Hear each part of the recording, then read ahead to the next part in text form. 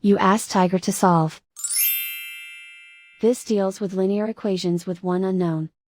The final result is x equals 160/3. Let's solve it step by step. Simplify the expression. Find the greatest common factor of the numerator and denominator. Factor out and cancel the greatest common factor.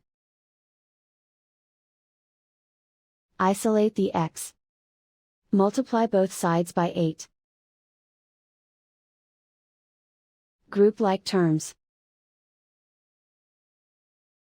Multiply the coefficients. Simplify the fraction. Multiply the fractions. Simplify the arithmetic. And so the final result is x equals 160/3.